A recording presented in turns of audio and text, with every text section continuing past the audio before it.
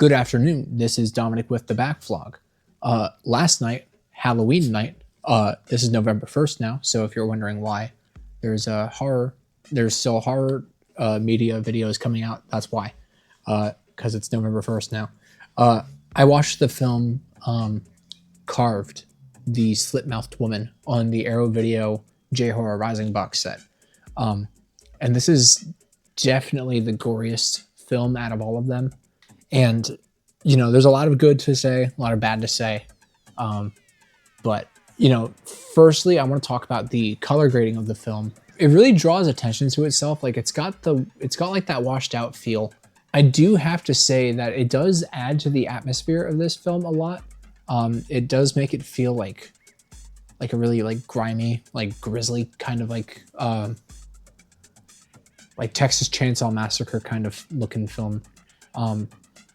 Which, you know, on top of like the violence of it, you know, that definitely does do it favors, I would say. Thematically, the things that it also tackles is it's pretty heavy, like heavier than I was expecting. There's a lot of like violence against children in this, and the stuff that like kids go through here in this film is very difficult to watch. And also not really impressive, but surprising that it was kind of put to film. You know, there's like a lot of themes of, you know, child abuse, like parental child abuse, but then there's also like things that the eponymous Slit-Mouthed Woman does to some of the kids in this film. It's really brutal. The premise of the Slit-Mouthed Woman is you know what it says, like on the cover here you can see it. Let me see if there's a card with the shot in here. Yeah, you can't really see her very well, but it is like it's kind of there. She's wearing a mask, which, you know, is a very Japanese like cultural thing. They were wearing masks long before you know, COVID ever became a thing, just to like, you know, out of mutual respect for, you know, other people around them. So, you know, you have this mask that is hiding basically a mouth that is like cut open from like ear to ear. And it is very gruesome. And the prosthetic slit mouth, whenever like, because like obviously like when the mouth is closed, like the makeup looks very, very good, but when she opens her mouth, it's got like a very Jeff the Killer thing going on, but it's vile. It's freaking nightmare fuel. It only happens like 2 or 3 times in this film, but like it is such an iconic and unforgettable image. And you know, you have like the white lenses that just drain all humanity from that monster. It's terrifying, you know, compared to like all of the other films in this box set where, you know, it's like spiritual, ghostly folklore stuff. This is violent, and it's like it is still folklore, like derived from folklore, but the way that it tackles its horror is much more physical rather than psychological. The stuff it does is wild.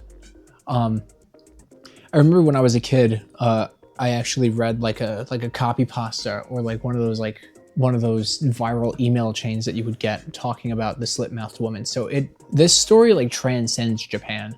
And I remember being like scared the shit out of this thing when I was a kid around 2007, which I guess would have been probably around the time that this email chain would have been, you know, around.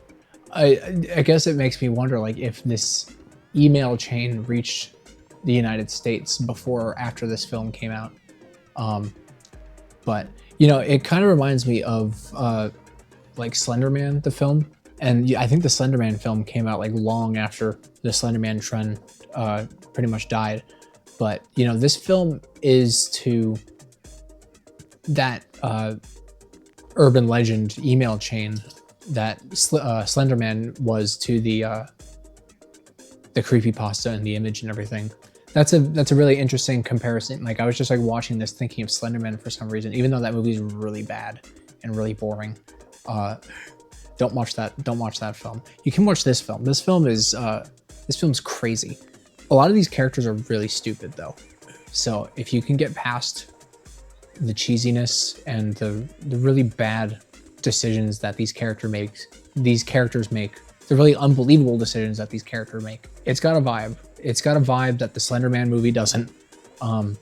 Especially if you're into this. This is actually really interesting because this is this film, like all of the films in this box set are like around the years, like I would say between 99 and 2001 possibly.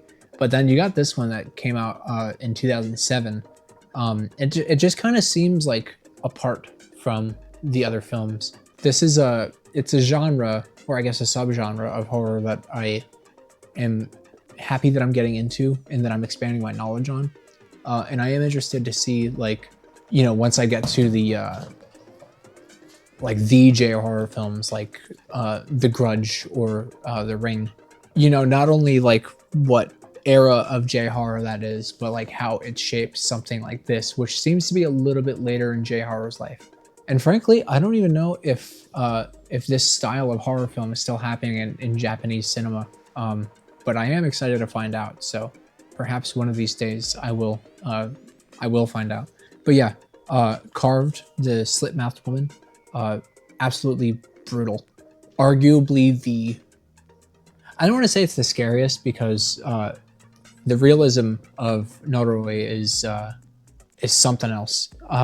But you know, visually speaking, if images terrify you, again, Noroi might still have it beat, but the actual like prosthetic of the woman opening her mouth is unmatched.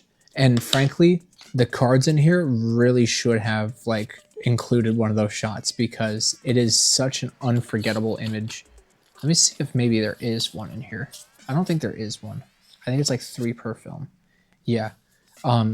This image here too, whenever you find out like who these people are, it's such a visceral prop design, and visceral makeup art.